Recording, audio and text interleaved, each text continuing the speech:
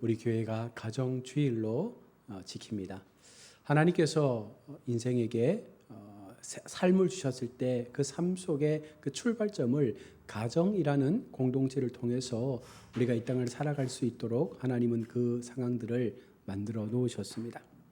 건강한 가정을 세울 때 여러분 어떤 것들이 가장 필요할까요? 건강한 가정을 세우는 요소 가운데 가장 중요한 요소가 무엇이겠습니까? 그것은 바로 부부의 하나됨입니다.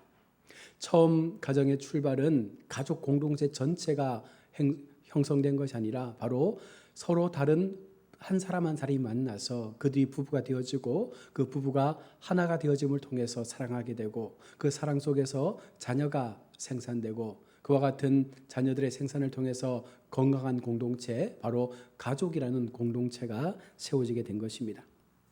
부부가 서로의 역할을 감당하며 하나가 될 때 가정은 건강해지고 또한 자녀는 그 속에서 행복감을 누리며 바로 그것이 가장 아름다운 이 땅에서의 작은 천국의 삶이라 말할 수 있습니다.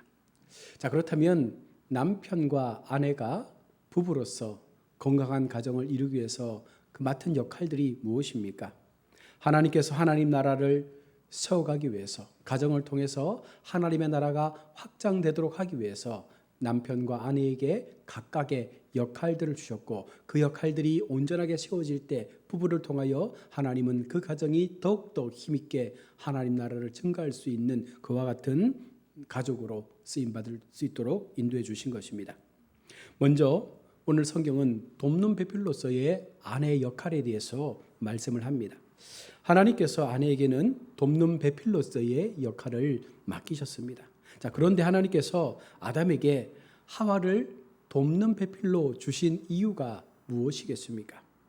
오늘날과 같은 표현으로 말하면 아기 잘 키우고 또 밥 해주고 빨래 해주는 것을 가지고 돕는 배필이라 말합니까? 그러한 일은 꼭 아내가 아니어도 누구나 할 수 있는 일입니다. 세탁기도 있고 전기밥솥도 있고 또 유모와 같은 사람들도 있기 때문에 충분히 다른 사람의 손을 통해서도 가능한 것입니다. 오늘 보면 18절에서 돕는 배필의 의미는 남편의 사명인 하나님 나라 건설을 함께 동력하며 돕는 자의 의미를 가지고 있습니다. 아내는 남편의 거룩한 뜻을 받들어 하나님 나라를 공동으로 세워가는 그 역할을 함께 감당하기 위해서 하나님께서 아내를 허락해 주신 것입니다. 그러기 위해서 아내들도 하나님 나라의 거룩한 진리들을 늘 깨닫고 그 진리 안에 거하기를 사모해야 합니다. 아내들도 하나님의 말씀에 대한 지식이 있어야 되고 그 지식의 말씀을 통해서 하나님의 나라를 이루어갈 수 있는 그 공동의 목적을 함께 꿈꿔야 한다는 것입니다. 아내가 남편을 돕는다고 할 때 먼저 그는 남편이 받은 하나님 나라를 세우는 그 사명 앞에 그것을 온전히 나의 사명으로 함께 받아들일 수 있는 마음을 가져야 합니다. 그러한 남편의 사명이 귀한 줄 알고 그 남편의 사명을 따라서 동반자의 길을 함께 걸어가고 그러한 삶이 한층 더 발전하도록 돕고 소통하는 것이 바로 돕는 배필로서의 아내의 역할임을 성경은 말씀하고 있습니다. 다음으로 가장으로서 남편의 역할에 대해서 말씀합니다. 남편도 돈 벌어주고 또 육신의 생계 유지에 필요한 것들을 그렇게 공급하고 책임져 주면 남편 구실을 다한 것이다라고 여러분 생각합니까? 그것은 아니죠. 하나님 나라의 구현이라는 이 현실적 이상을 뚜렷이 가지고 아내를 이끌어갈 수 있는 이것이 바로 남편의 역할입니다. 즉 하나님 나라의 진리를 먼저 깨달아 계시의 전달자로서의 사명을 감당할 수 있어야 합니다. 정신적인 지주로서 아내의 신앙을 어떻게 보면 책임지고 함께 이끌어갈 수 있는 그 마음을 가진 것이 바로 남편의 역할이라 말할 수 있습니다. 그러기 위해서는 남편들이 아내들보다 어쩌면 더 하나님의 말씀을 배우고 그 말씀을 묵상하고 그 말씀대로 살아가는 일에 먼저 앞장서는 모습을 보여줘야 합니다. 아내들을 하나님 나라로 함께 세워가기 위해서 동반자로 이끌어가기 위해서 남편이 먼저 그 삶의 모범을 보일 수 있는 그 삶의 자세를 갖는 것도 필요합니다. 남편은 하나님 나라를 세워가기 위해서 돕는 배필로서 아내를 선물로 받은 것입니다. 하나님께서 그냥 주신 것이 아니라 가장 귀하고 가장 존귀한 선물로서 남편에게 준 것입니다. 그러므로 남편은 아내를 자기 그 사명의 길로 이끌고 함께 공동의 하나님 나라를 세워가는 일에 동력자로 인정해주고 또 사랑해주면서 그 길에 함께 우리가 발맞춰 나가야 합니다. 그리고 아내는 남편의 사명 곧 하나님의 나라의 건설에 이상적 목적을 깨닫고 항상 남편을 돕는 위치에 설 때 이 부부는 건강한 부부가 되는 것이고, 이와 같은 부부가 하나님께서 꿈꾸시는 하나님의 거룩한 나라를 세워가는 아름다운 도구로서 그 역할을 충분히 감당할 수가 있는 것입니다. 그렇다면 이와 같은 선택을 통해서 하나님의 거룩한 부름 앞에서 각자의 역할을 충실히 감당하는 이 부부가 만들어가는 행복한 결혼, 이상적인 결혼, 또 행복한 가정은 어떤 가정일까요? 이상적인 결혼이란 하나님의 거룩한 품성을 서로 나눌 수 있는 결혼이며, 두 사람이 함께 하나님의 말씀을 깨닫고 하나님의 나라를 함께 세워갈 수 있는 일에 그 마음을 모두는 것이 가장 이상적인 결혼이라 말할 수 있습니다. 성경에서 오늘 결혼을 이야기할 때 부부가 부모를 떠나서 이제 서로가 한 몸이 되어져서 하나된 마음을 가지고 하나님의 거룩한 뜻을 이루기 위해서 공동의 목적을 이루어가는 것이 바로 결혼의 출발이라 말합니다. 여기서 남편과 아내가 하나 된다는 것은 둘이었던 이 매개가 이제는 완전하게 하나인 매개로 결합되어져서 생각과 뜻과 비전과 꿈과 모든 삶의 그 시간들이 같은 마음을 가지고 그 길을 걸어가고자 하는 그 언약의 출발이 바로 결혼이라는 이 시간을 통해서 만들어져 간다는 것입니다. 그래서 결혼과 동시에 이 부부는 독립을 해야 합니다. 결혼과 동시에 부모를 떠나야 합니다. 결혼과 동시에 이 부부는 이제는 이 부부의 삶을 하나님 앞에 온전히 살아갈 수 있는 마음을 가져야 하는 것입니다. 그럴 때 하나님께서 본래 의도하신 가정을 이루었다라고 말할 수 있습니다. 요즘 가정을 보면 결혼하고도 부모에게 기대어 사는 사람들을 많이 보게 됩니다. 결혼하고도 여전히 어린 아이의 모습처럼 부모에게 손을 내밀고 자신의 일에 책임지지 못하는 그와 같은 아직 어린 어른의 모습을 보여줄 때도 있습니다. 하나님은 결혼이라는 제도 속에서 이제 완전한 성인으로, 완전한 독립된 매개체로 정말 하나님 앞에 부여받은 거룩한 가정의 구성원으로서 새로운 길을 온전히 걸어갈 수 있는 담대함을 허락해 주셨습니다. 그래서 우리는 이 결혼이 고귀한 것이고 이 결혼이 하나님 앞에 행복한 삶의 출발이 될 수 있음을 믿고 날마다 부부가 하나됨의 마음을 가져야 한다는 것입니다. 두 사람이 함께 진리를 깨닫고 자기의 사명을 날마다 하나님 앞에 그것을 진정한 사명으로 깨닫고 거룩한 목적을 향해 둘이 아닌 하나가 되어서 함께 그 길을 걸어가는 모습이야말로 진정한 가정의 일치된 모습이라 말할 수 있는 것입니다. 제가 지금 드리는 말씀은 기독교 가정이라는 가정 속에서 전하고 있는 말씀입니다. 따라서 남편은 하나님의 나라 건설의 목적을 가지고 전진하며 나아가야 합니다. 아내는 남편의 사명을 깨닫고 돕는 자의 위치에서 그 사명이 더욱더 완벽하게 이룩되어질 수 있도록 함께 그 길에 참여할 수 있는 이 모습들이 하나님의 마음의 가장 아름다운 가정이라고 말씀하고 있는 것입니다. 다음으로 진정한 그러면 가정의 행복은 여러분 무엇입니까? 가정은 막연한 부부의 사랑이나 행복을 위하여 주어진 것만은 아닙니다. 가정은 하나님 나라의 작은 모델이기도 합니다. 그래서 우리가 이 땅에서의 작은 천국, 작은 모델을 보여줄 수 있는 가장 좋은 방법은 가정이라는 이 공동체 속에서 나타나고 있는 행복한 마음, 또 이 속에서 보여질 수 있는 가장 따뜻한 하나님의 사랑들이 증거될 때 사람들에게 이것이 하나님 나라의 이 땅에서의 모델이라고 보여줄 수가 있는 것입니다. 따라서 가정의 진정한 행복은 부부간의 애정만으로 되는 것이 아닙니다. 단순한 애정이야 불신자들도 가질 수 있는 것이잖아요. 예수 믿지 않고서도 행복하게 살고 있는 사람들도 굉장히 많습니다.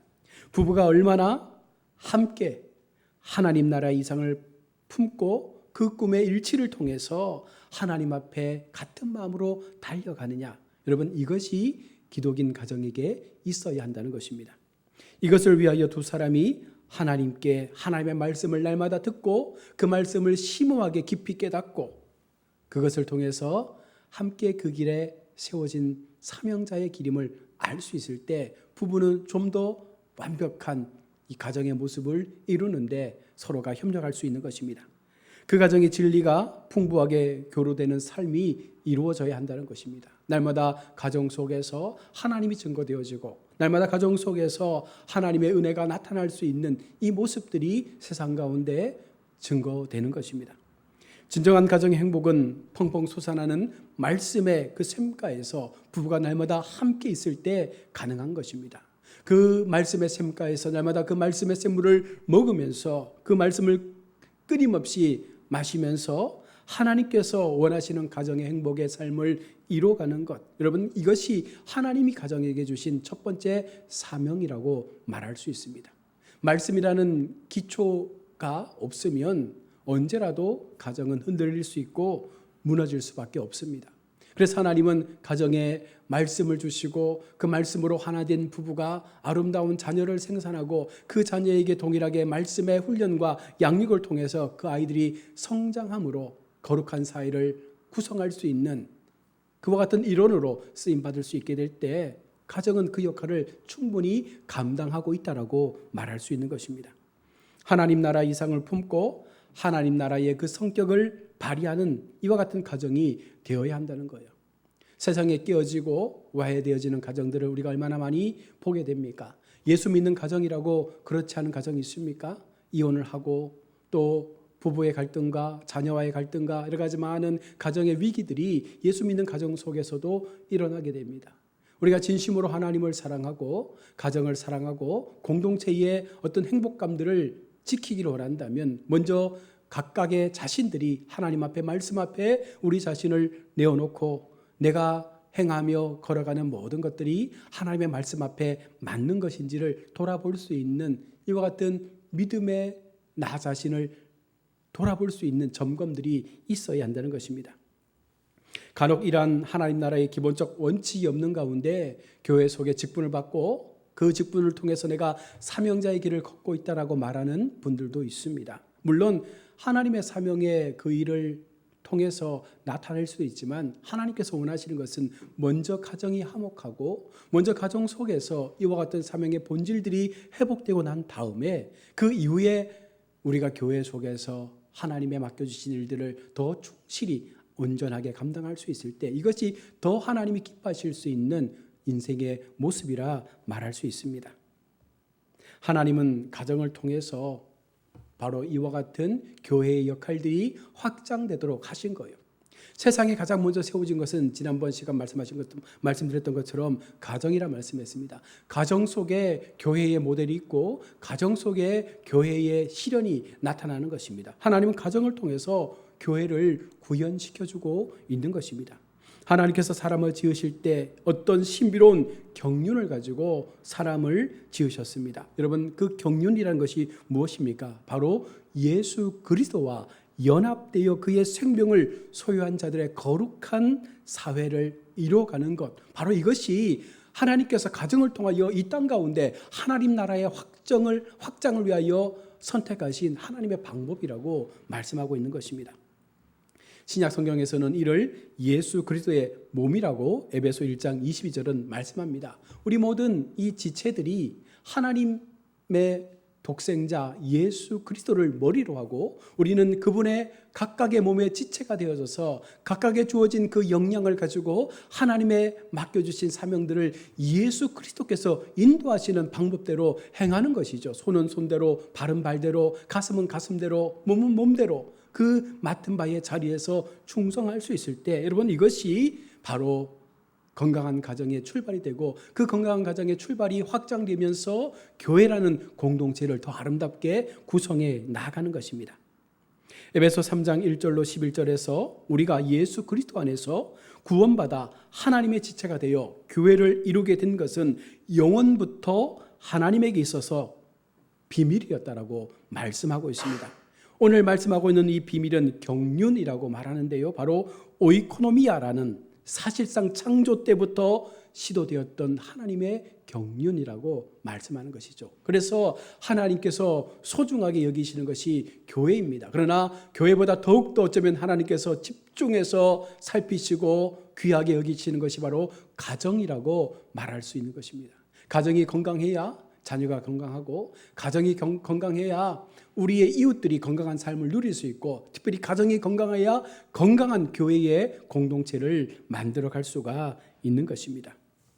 아담은 한 개인으로서 하나님 앞에 세워진 것이 아닙니다. 그는 신비롭게 연합된 거룩한 사회를 구성하는 그 출발의 첫 번째 사람으로 세워진 것입니다. 그렇다면 오늘 우리가 가정을 세울 때 남편과 아내가 부부가 되어져서 한 가정을 세운 것은 이것을 통하여 아담에게 주셨던 거룩한 사회의 그 출발을 위하여 두 부부를 만나게 하셨고, 그 두 부부를 통해서 하나님의 가정이 확장되기를 원하셨던 그 주님의 마음을 우리가 분명 기억하며 하나님의 거룩한 비전을 꿈꿔야 한다는 것입니다. 아담과 하와가 하나님의 말씀에 순종하여 하나님께서 본래 의도하신 그리스도와의 연합을 이루어 그의 영광의 정점에 이루기까지 달려가도록 우리가 세움을 받았다면 아마 우리도 그 같은 모습으로 하나님께서 부부의 연을 맺게 하셨고, 그 부부의 연합을 통해서 하나님께서 말씀하시는 그리스도와의 연합 속에서 거룩한 교회 공동체 속에 각각의 맡은 바 그 직분대로 하나님은 그것을 통하여 최고의 자리까지, 다시 말해서 하나님의 거룩한 그리스도의 장성한 분량의 그 자리까지 오를 수 있도록 우리로 하여금 훈련하시고 만들어가는 그 과정들을 허락하신 것입니다. 여러분, 하나님은 교회를 통해서 일하십니다. 그러나 그 교회의 시작을 우리가 가정이라고 본다면 가정 속에서 진정한 믿음의 훈련들이 세워지게 되고, 가정 속에서 다음 세대를 향한 거룩한 자녀들이 배출되어지게 되고, 가정을 통해서 하나님께서 꿈꾸었던 거룩한 비전들이 꿈꾸어지게 될 때 그것이 교회로 또한 함께 연계되어져서 그 교회 속에서 하나님은 더 확고한 하나님 나라의 역사를 만들어 가시는 줄로 믿습니다. 사랑하는 우리 성도 여러분, 하나님께서는 하나님의 나라를 건설하시려고 가정을 세우셨다는 사실을 잊지 마시기 바랍니다. 따라서 우리 성도들은 하나님 나라를 세우는 것이 가정이 해야 될 분명한 사명임을 깨닫고 가정 속에서 행복한 하나님 나라의 작은 천국이 모델로서 나타날 수 있도록 서로에게 의지가 되어주고 존중할 수 있는 그 마음을 가지고 이 믿음의 시간들을 살아갈 수 있기를 바랍니다. 그러기 위해서는 먼저 남편이 하나님 나라의 건설이라는 이 사명을 날마다 깨닫고 아내를 이끌어야 하고, 아내들은 남편의 그 사명을 돕는 배필로서 충분히 공감하고 함께 기도하며 그 위치에서 발걸음을 맞추어 그 길을 걸어갈 때 바로 하나님은 그 가정을 통해서 하나님 나라를 세워갈 것입니다. 부부가 함께 계시의 말씀을 잘 받들고 그 말씀에 순종할 때 하나님은 그 순종의 삶을 통해서 더 나은 가정의 역사들을 펼쳐 가실 줄로 믿습니다. 가정주의를 지키면서 세상에 많은 무너진 가정들을 바라보면서 우리 가정들이, 우리 교회 속에 속해 있는 가정들이 먼저 이 거룩함을 지켜갈 수 있는, 이 하나님의 거룩한 공동체의 회복을 지켜갈 수 있는 아름다운 부부의 모습을 통해서 건강한 가정이 세워지고 또 행복한 자녀들이 세워지고 그것을 통해서 확장되어져 거룩한 교회가 세워질 수 있는 이 같은 모습으로 우리의 가정들이 하나님 앞에 귀하게 쓰임받을 수 있도록 날마다 이 가정이 하나님 앞에 세워지도록 함께 꿈꾸며 기도하며 말씀 앞에 우리 자신을 내어드릴 수 있는 우리 모든 믿음의 가정들, 믿음의 부부들이 다 될 수 있기를 주의 이름으로 축복합니다. 아멘.